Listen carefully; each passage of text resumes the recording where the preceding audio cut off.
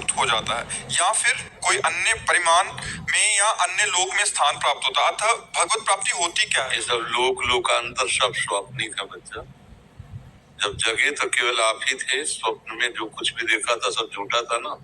तो आ ब्रह्म स्तंभ पर्यंतम सर्वम मायामयम जगत सब सत्यम सत्यम पुनः सत्यम हरे नाम केवलम। भगवान, भगवान का धाम, भगवान का नाम और भगवान का रूप, भगवान की लीला, ये सच्चिदानंद है। हम उनके अंश हैं।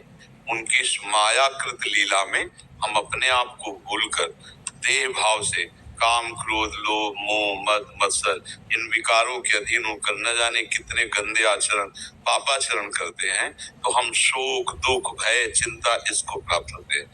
अब जैसे परदेश गया हुआ व्यक्ति जब अपने घर आता है तो कैसा सुकून मिलता है?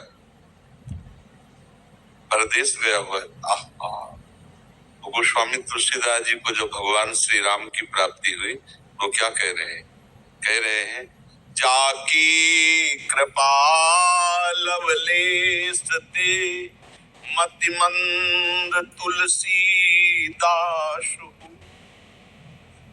पायो परम विश्राम राम समान प्रभु नाही कहूं। बहुत भटक लिया, अब विश्राम मिल गया। क्योंकि जैसे अपने माँ अपने पिता के पास पहुंचने पर एक बच्चे को एक अपार शांति मिलती है, ऐसे अनंत जन्मों से बिछड़े जो अपने भगवान से मिलते हैं, हमारा विश्राम हो जाता है। हम भगवान के हैं, भगवान के थे, भूल करके हम माया में भ्रमित हो रहे हैं। ये जितना यहाँ से लेकर ब्रह्मलोक तक रचा हुआ सब माया में।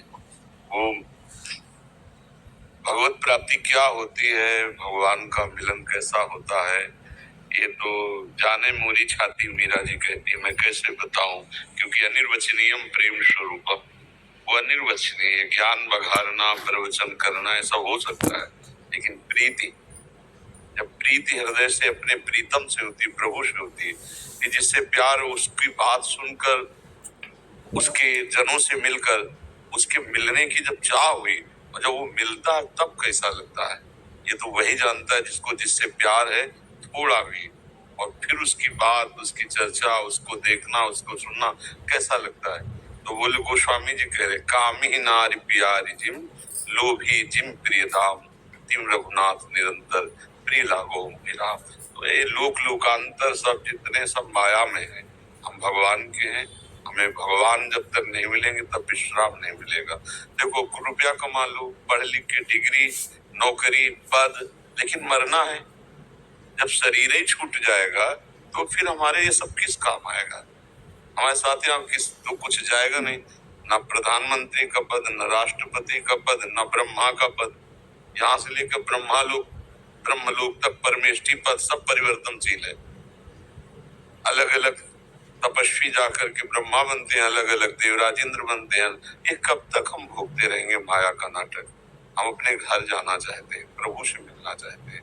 अब प्रभु पराये लग रहे हैं, देखो माया कैसा खेल, प्रभु पराये लग रहे, वही संसार अपना लग रहा है, ये संसार सत्य लग रहा है। भाई इसी बात को मिटाने के लिए अध्यात्म है। जब हम अध्यात्म मार्ग में चलते हैं, भजन करते हैं, तो हमारा हृदय बड़ा लुझलुझा हो जाता है, प्रेमी हो जाता है। वही हृदय जब भगवान की तरफ जाता है तो उनकी कथा सुनकर, उनकी बात सुनकर, उनकी कृपा सुनकर हमारा हृदय समर्पित हो जाता है। जहाँ समर्पित हुआ तो मायामल का नाश हुआ। एकदम आनंद, हमारा स्वरूप आनंद में, हमारे प्रभु तो आनंद समुद्र है ही। तो उसको कहीं जाना नहीं, उसको अपने प्रभु के पास जाना है। ये जितने लोक लोकांतर है सब माया करते हैं, सब महाप्रलय के समय इनका विनाश होता है। भगवान, भगवान का धाम, भगवान की लीलाएं ये अनंत असीम महिमामय है। यहाँ कालातीत है, यहाँ काल का प्रवेश नहीं, क्योंकि काल के महाकाल स्वयं भगवान है। तो उनके धाम को, उनकी महिमा को, तो हमारा लक्ष्य बनना चाहिए भगवान से मिलना। हर जन्म हो गए, सब कुछ भोग लिया, सब इस बार भगवान को देखेंगे। कैसे है भगवान, कौन है भगवान? इसलिए हम कहते हैं नाम जप करो, सत्संग सुनो, दूसरों की सेवा करो, किसी को दुख मत पहुंचाओ, क्योंकि सबके हृदय मंदिर में वो गुप्त रूप से बैठे हैं। जब वो प्रसन्न हो जाएंगे तो आपके हृदय में ही प्रकट हो जाएंगे। हृदय में प्रकट हो गए तो अपार आनंद, बस वो वाणी के द्वारा नहीं बताया जा सकता। वो कोई रुपया पैसा वाला बाहरी पदार्थ वाला आनंद नहीं है कि जिसे आप व्याख्या कर सकते हैं।